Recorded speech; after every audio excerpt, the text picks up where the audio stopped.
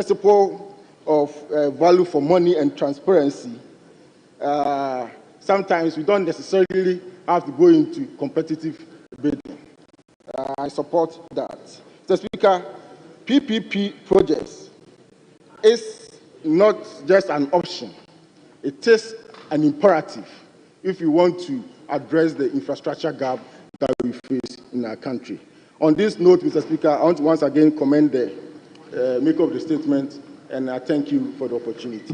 Thank you very much, honorable members.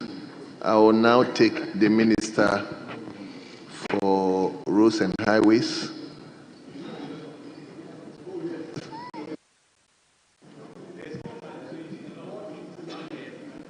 Mr. Speaker, I thank you for the opportunity to comment on this very important statement made by our colleague, the former minister responsible for works and housing.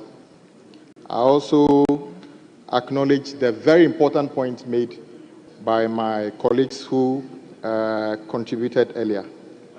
Indeed, I agree with him that the Act 1039 needs, we need to take a second look at it. Mr. Speaker, he made very important points that I believe will be the way forward. At this moment, Mr. Speaker, the Act 1039 appears to be very distant from some policymakers or decision makers regarding public-private partnership projects. So I agree with him entirely when he says that we need to build the capacity of these individuals who take part in the formulation of this project. I also agree with my colleague who talked about the need to build the capacities of even the people who put the contract together.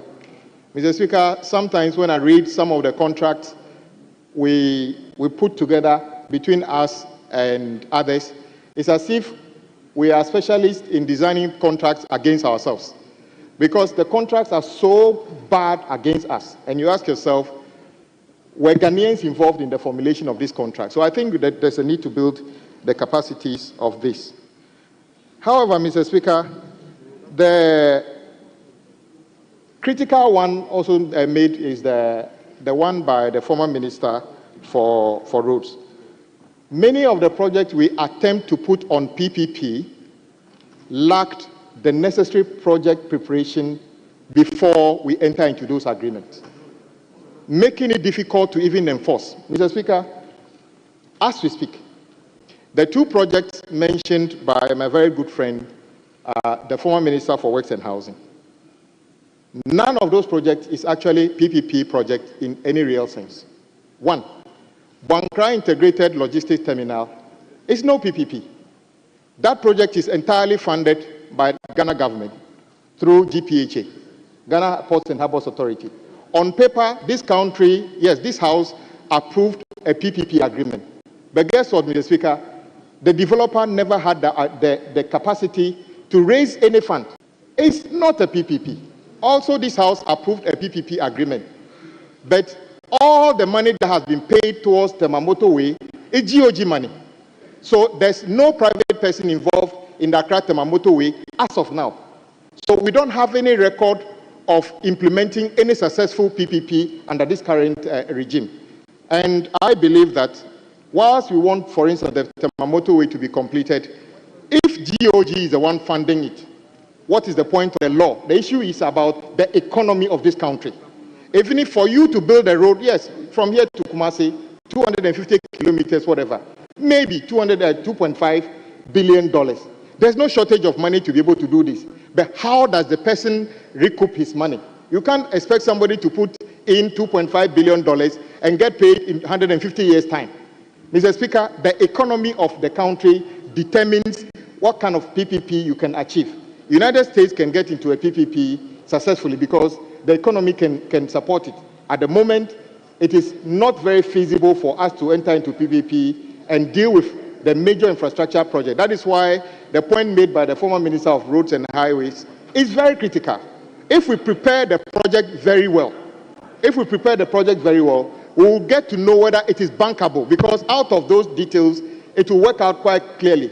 But if you just rush and say you want to do, let's say, Buankra, without the processes being fully explored, what you have is a situation where the House actually takes a decision that we enter into a PPP, and at the end of the day, we keep funding it. So, Mr. Speaker, this is a very critical situation, because today, I cannot, Mr. Speaker, advise government, or I will not even have the opportunity to advise government to do any PPP on road project, because I need to back it with something. And one of the ways I believe we can do this is the reintroduction of the toll. Why the reintroduction of the toll? Mr. Speaker, we should be able to have a tolling regime that is fair, that the accruals are safe. A situation whereby you say you are collecting tolls, and then you get to the toll booth after queuing for 45 minutes, and then you get to the booth, and the person says the machine is broken down, and he attempts to give you a receipt that he tells with the hand. Sometimes there's not even any receipt, and you are paying 1 cedi. Mr. Speaker, that cannot accrue to a fund that you can leverage on to embark on a PPP on road projects. So, Mr. Speaker, I will be coming to the House with a full disclosure on exactly how we want to implement the toll and make it open competitive bidding. So the best possible solution is achieved, at least on the sector of the road ministry. So I think this is a very important statement made by our colleague, Honorable Paul Nkrumah, and we should take it seriously and work on it. But just to make the clarification that for now, the two projects he cited as examples, Accra-Tema Motorway, in effect, is not a PPP project because it's only paid for by government, and Buankra Integrated Logistics Terminal is also fully funded by Ghana Port and Harbors Authority on behalf of government. No private sector has showed up with $1, and that is very worrying for the law that we have passed. Thank you very much, Mr. Speaker. Thank you very, very much. Honourable members, I thought. Anyway, I'm giving one more.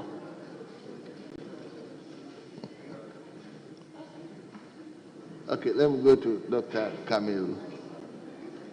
No, you wouldn't speak more than 5 minutes, please. All right, thank you very much. I'll give it to Deputy Minister Designate for, is it Western Housing? Yes. Thank you very much, Mr. Speaker. Mr. Speaker, I also want to join in commending the maker of the statement, the respected Honorable Member for Ofuanse Oyerbi, Honorable Kojo Opon Nkrumah. Mr. Speaker, the issue on the table and before this House has more to do with development financing than, if you like, project planning and implementation. Mr. Speaker, I say this because when you look at development financing, basically one of the ways government finance development is through debt financing. And debt financing go either in the form of monetary debt financing or infrastructure debt financing. PPP is one of the means through which we fund involvement or development by way of infrastructure debt financing. Mr. Speaker, the issue of PPP and its importance has been highlighted by the maker of the statement. The honourable member has specified some of the myths, some of the challenges, some of the inherent challenges in the implementation or in the adoption of PPP arrangement in development financing, awareness creation. But we realize that almost every single sector of the economy, transportation, housing, if you like, education, we can really leverage on public-private partnership to ensure development. Mr. Speaker, the former Vice President doesn't make economic sense where government will have to take major infrastructure development like the building of hostels, and we have to rely on limited funding from GET Fund to support educational facilities. Mr. Speaker, PPP is one of the viable means to ensuring that government is able to bridge the development gap or in fact in the area of infrastructure. Mr. Speaker, the importance of infrastructure is well established. We will enhance economic development through the provision of infrastructure. Mr. Speaker, but I want to highlight one important thing that the maker of the statement has stated. How do we make sure that PPP works? That is the focus. And I think that we should be, as a House, we all agree that PPP is a viable tool to bridging infrastructure deficit or infrastructure gap. But how do we ensure that it works? I think that apart from the law, the act that was passed by this House, we should look at the projects submitted by the Minister of Finance to this House in the budget. Which of them can we offload to public, PPP? And if the household decide that, look, in the interest of limited budgetary allocation, let's offload ABCD projects to public-private partnership, then clearly every member of the House would have known that ABCD projects are offloaded to be implemented not through the mainstream government funding, but through private-public partnership. Mr. Speaker, there is one thing we don't know. The benefit of PPP to the private investor is even far more than the classical contracting regime, where you will do a project and they pay you and you go. The importance of PPP is said that it enhances investment longevity. In other words, you can draw revenue over 10 years, 20 years, 50 years, but in the case of the classical contracting, you do the project, they pay you, you take your money and go. Value for money, returns on investment is not even, it doesn't make investment sense to do that. A private person will rather be more interested in doing private-public partnership than in doing the classical contracting regime where you do a project, they pay you, take your money and go. So, Mr. Speaker, it's very important we do that. Mr. Speaker, lastly, I will want to also suggest that apart from the budgetary offloading of projects, the make of a statement, let's include in every brochure produced by every ministry or agency, MMDAs, opportunities for private partnership. So that if I go to the Ministry of Interior and I see ABCD brochure, in the brochure somewhere, I can be able to tell that if I call this investor, they can be able to participate with government in providing ABC. Mr. Speaker, thank you very much for the opportunity given. Thank you. Now the Minister, Deputy Minister Designate for Western Housing. Thank you very much, Mr. Speaker. I'd like to acknowledge and congratulate the maker of the statement, who has just come out from a space that I think he knows that PPPs would work or would have worked very well for him there. Mr. Speaker, one thing I've observed about the PPPs, public-private partnerships, is their capacity building.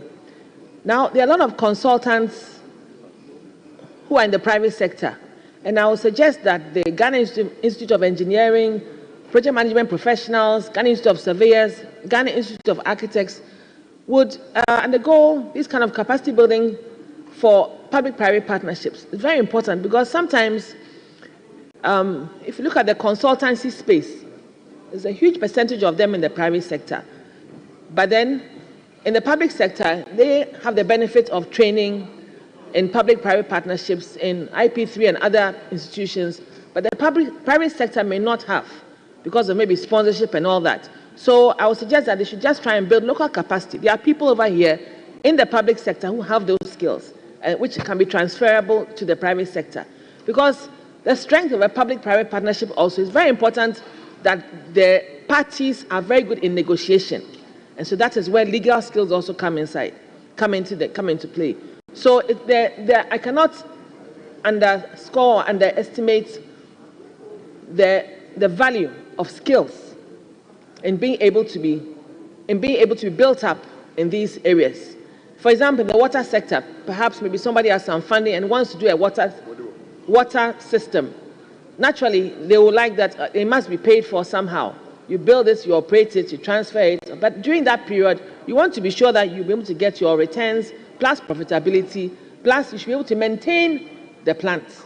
And so some of these will also relate to tariff building and all that. And I think that it's a skill on its own. But it's very important that we build the capacity. Mr. Speaker, in Malaysia or so, the Office of the President has a PPP office literally attached to it. And that shows the importance of public-private partnerships and what the value that it is attached to them by the government. In the US, like a colleague said, majority of the roads that have been told are often under public-private partnerships. You cannot have a certain quantum of infrastructure without having a certain segment of them under the public-private partnership regime. So moving forward, for our government, as we intend to reset, we also intend to look at some of these arrangements, but in a more practical and pragmatic way. But it's very important to build the capacity of institutions, of personnel who will be negotiating, who will be executing, who will be managing, facilitating, and at the end of the day, because you want to transfer a project completed, still well maintained, with still a certain life after it has been completed and used. And it's very important that those skills from beginning to end are learned appropriately in this country. Thank you very much, Mr. Thank you Speaker. very much. Let me now come to leadership.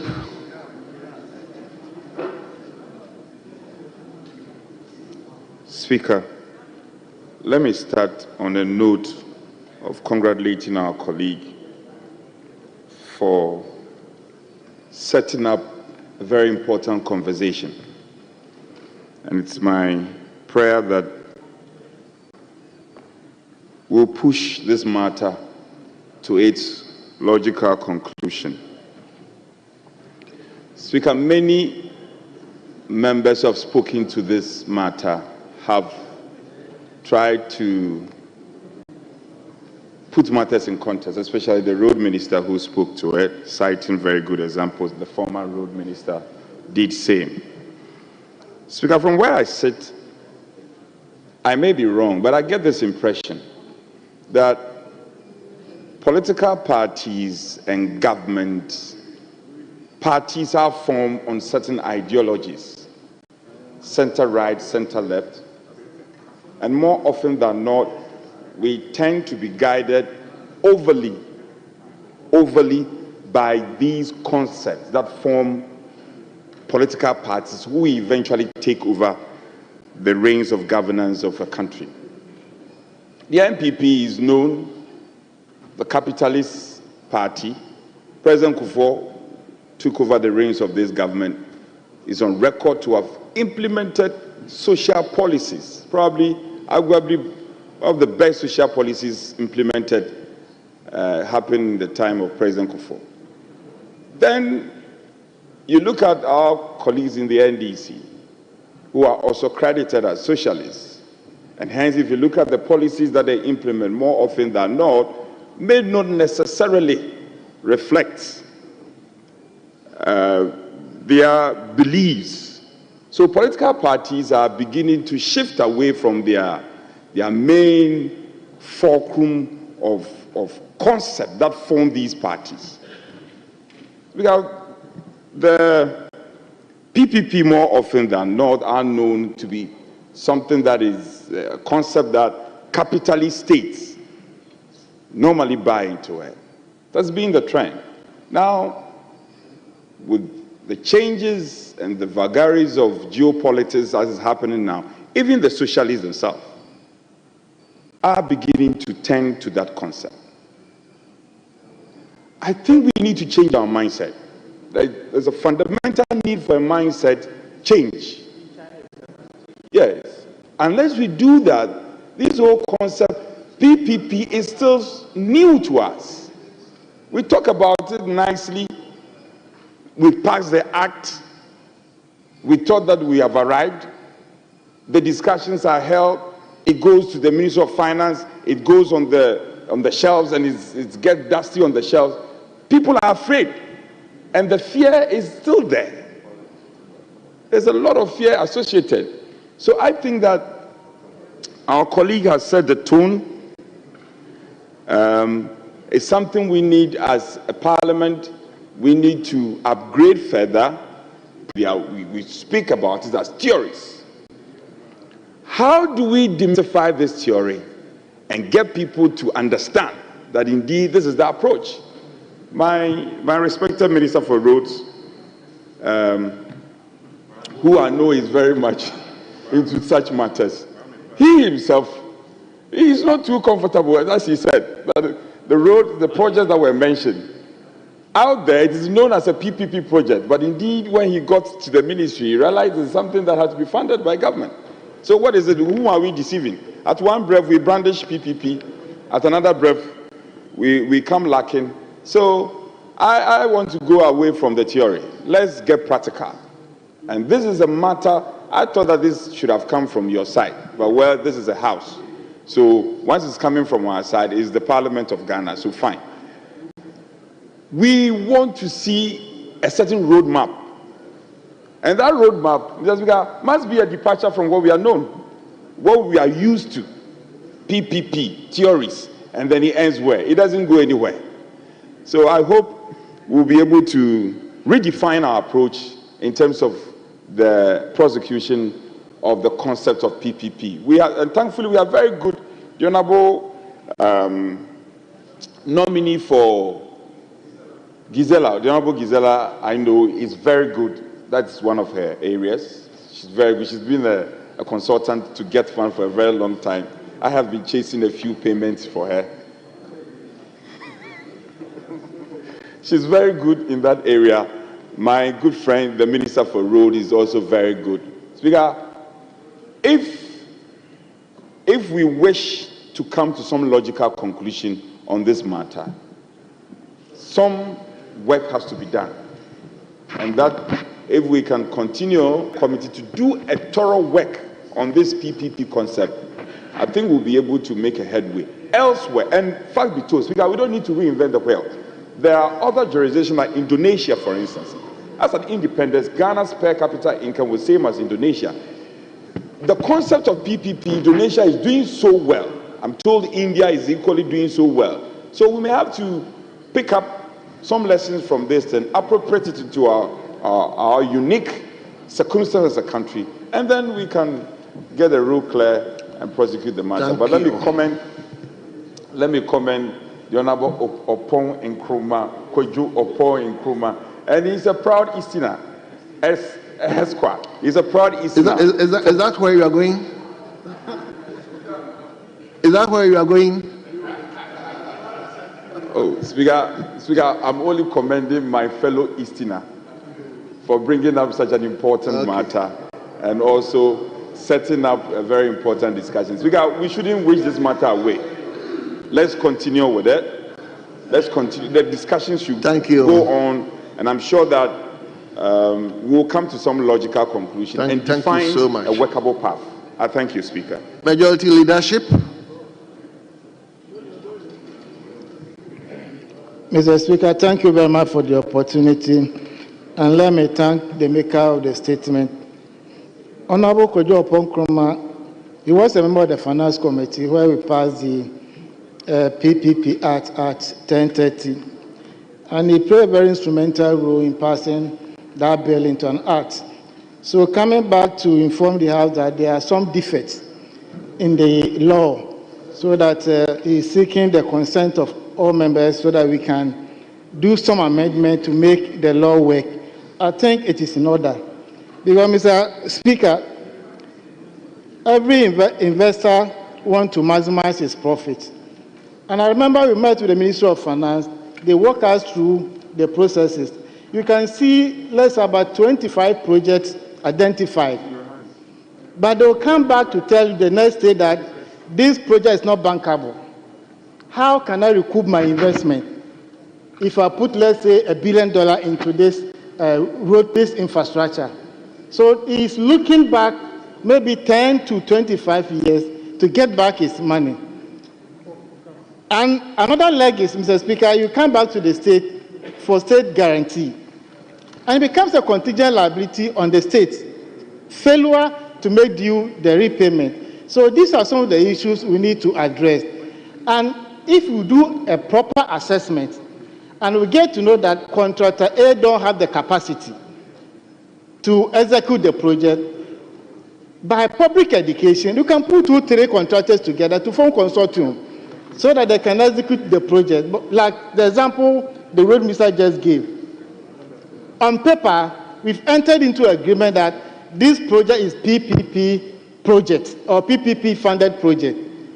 But in reality, the person doesn't have the capacity to raise the resources. So they start to end up raising the scarce resources to commence the project, sometimes even to complete the project. So by the end of the day, why do you invite somebody who doesn't have the capacity in the first place? Who did the project appraisal? Who who did assessment, and who executed that contract. And you walk on the street, oh, this project is a PPP arrangement for 25 years. The investor will recoup his investment. By the end of the day, he doesn't have the capacity to undertake the project. And the burden will also come to the states. There are some projects located in some areas of the country. No investor will also venture into those areas. So let's get it right and get the project in order, that these areas will allow the private investors to venture into these areas. So the state will also take up other low-hanging projects so that the people will benefit and will give the private sector the needed education.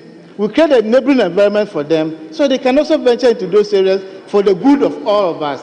Mr. Speaker, let me again thank the maker of the statement, and I'm looking forward, either he will come by a private member bill to amend the act, or the state will take over.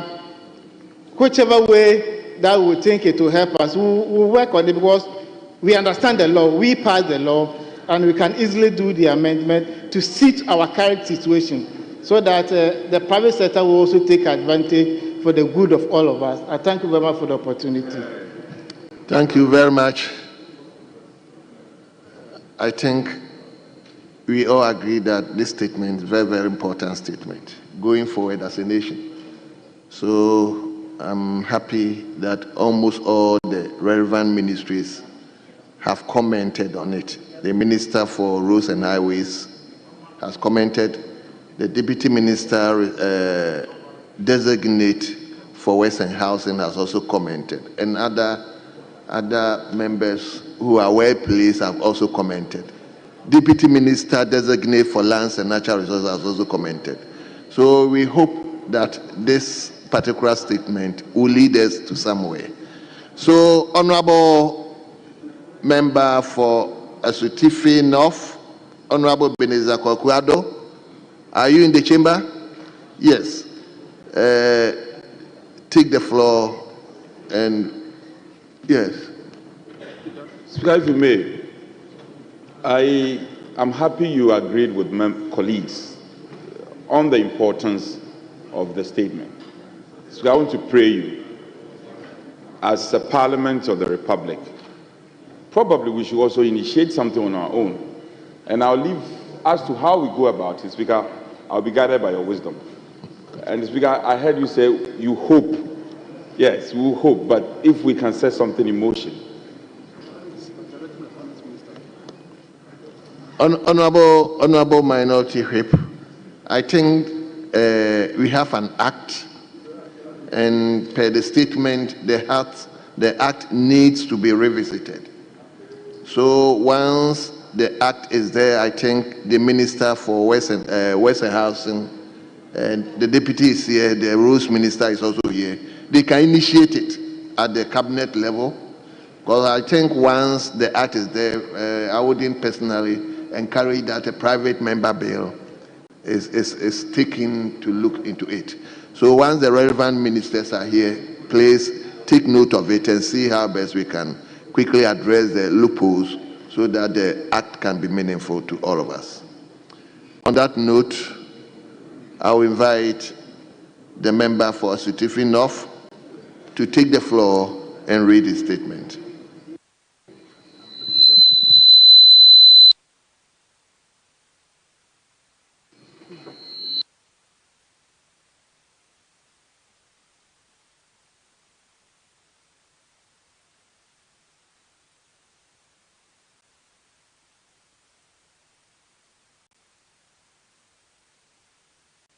Ahafo Kenyasi. Mr. Speaker, residents of Asutifi North have over the past 3 years experienced brutal attacks in the hands of security personnel stationed at Newmont Ghana Gold Limited. Some of these attacks have resulted in major injuries and deaths of affected victims. I am therefore making this statement and pray that Mr. Speaker would direct for the Inspector General of Police to appear before the House and provide same with updates on the various incidents so far. Mr. Speaker, On 14th November 2022, the police security detail stationed to protect the concession of the mining company pursued 3 young men on a tricycle and opened fire on them, leading to the death of one and in the process injuring the others. The IGP sent a delegation to Kenyase for investigations to be conducted. However, outcome of the said investigation is yet to be known. Mr. Speaker, on 25th August 2024, the police and Newmont security operatives chased a 25-year-old young man spotted in their concession, leading to the young man falling into a dam created by Newmont and died as a result. In fact, it took my effort in making sure the family of the deceased obtained the body of their relative for a befitting burial just this January 2025. Mr. Speaker, on the 8th of January 2025, the police and Newmont security detail chased some group of young men, apprehended 3 of them, and opened fire at them, killing them instantly. The IGP, when there, indicated that thorough investigation will be conducted into the incident. However, results of the investigation is yet to be known. Mr. Speaker, just this Sunday, the 23rd of February 2025, the private security detail in Newmont chased and apprehended a young man, stabbed him, and took him to a private hospital, but the young man was pronounced dead upon arrival. Mr. Speaker, my engagement with the District Security Council and information from the District Police Commander of Asutifi North shows that the police detailed at Newmont site are directly deployed from the police headquarters, Accra, and are part of the counter-terrorism unit. This deployment from Accra do not report to the District Police Commander and therefore carry out instructions from headquarters. Experience in the operations of Newmont Ahafo Mines makes me appreciate the level of tolerance and sense of responsibility that the company has towards its mining communities. They do not compromise on safety and expect each life to be protected in their course of operations. Drivers are even advised to drive with caution and not cause harm to even animals. So why is the police and private security of Newmont killing innocent young men who go out in search of food for their families? The reason has always been that these young men encroached the concession of Newmont illegally. Mr. Speaker, should gold be more valued than the lives of our youth? Mr. Speaker, with these few words, I pray that you refer this matter to an appropriate committee and direct that the IGP comes to this House to brief us on why deployment to Newmont site is directly made from Accra and are not subject to the orders of the District Police Command in the district they operate within, and equally update the House on the various investigations he has undertaken for the necessary actions to be taken. Before I end, Mr. Speaker, I want to extend my condolence to the family of all deceased young men in the Asutifi North constituency who have been affected by these brutalities. Thank you, Mr. Speaker, for indulging me. Thank you very much. Honorable members, this one too, we are going to take two from each side. Then we can. So, Honorable Member for Mr. Bimbira. Speaker, I thank you very much. Mr. Speaker, I don't intend to comment, but I intend to make a plea to you that since the Minister of the Interior and the Minister of Defense will be coming into this House to brief us on Boko, you should add it to now. They get somebody, they start slapping. That's not dignity. That's not honor of dignity.